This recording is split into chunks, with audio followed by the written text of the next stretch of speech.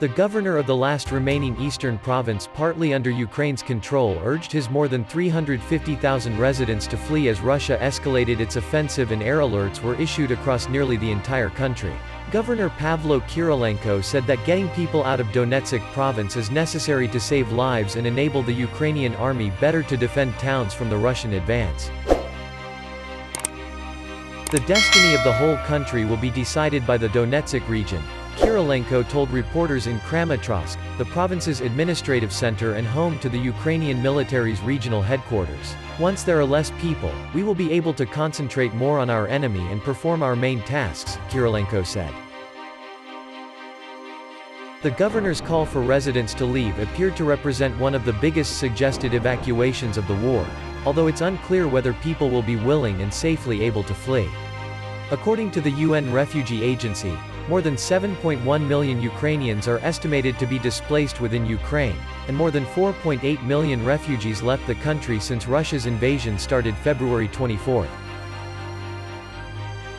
Ukrainian President Volodymyr Zelensky said air alerts were issued in nearly all of the country, in many places after a long period of relative calm during which people searched for an explanation. "You should not look for logic in the actions of terrorists," Zelensky said in his nightly video address. The Russian army does not take any breaks. It has one task: to take people's lives, to intimidate people, so that even a few days without an air alarm already feel like part of the terror. Much of the military activity appeared concentrated in Ukraine's east. The Kramatorsk governor said that because they house critical infrastructure such as water filtration plants, Russia's main targets are now his city and a city 10 miles to the north, Sloviansk. Kyrylenko described the shelling as very chaotic, without a specific target. Only to destroy civilian infrastructure and residential areas. Sloviansk also came under sustained bombardment Tuesday. Mayor Vadim Lyakh said on Facebook that massive shelling pummeled Sloviansk, which had a population of about 107,000 before Russia invaded Ukraine more than 4 months ago. The mayor, who urged residents hours earlier to evacuate, advised them to take cover in shelters. At least one person was killed and 7 were wounded Tuesday, Lyakh said.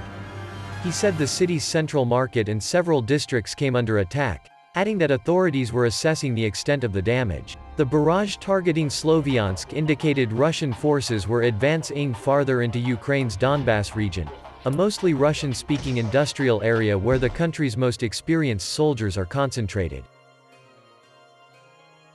Sloviansk has previously taken rocket and artillery fire during Russia's war in Ukraine, but the bombardment picked up in recent days after Moscow took the last major city in neighboring Luhansk province, Lyakh said. It's important to evacuate as many people as possible, he warned Tuesday morning, adding that shelling damaged 40 houses on Monday.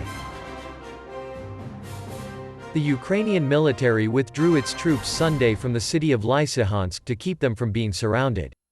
Russia's defense minister and Putin said the city's subsequent capture put Moscow in control of all of Luhansk, one of 2 provinces that make up the Donbass, but the regional governor said Tuesday that fighting was continuing on Lysychansk's outskirts. He said Russian forces were moving weaponry to Donetsk. The question now is whether Russia can muster enough strength to complete its seizure of the Donbass by taking Donetsk province, too. Putin acknowledged Monday that Russian troops who fought in Luhansk need to take some rest and beef up their combat capability. Russian Defense Minister Sergei Shoigu said Tuesday that Moscow's main priorities are preserving the lives and health of its troops and excluding the threat to the security of civilians. When Putin ordered the invasion of Ukraine more than 4 months ago, his stated goals were defending the people of the Donbass against Kyiv's alleged aggression, and the demilitarization and denazification of Ukraine. In the short term, it's looking like the city of Kramatorsk is going to be on the front line in Putin's war of conquest. Thank you very much for watching. We hope you enjoyed this episode. Don't forget to hit the like and subscribe button so you can be alerted to our next video. We'll see you again soon on Warzone.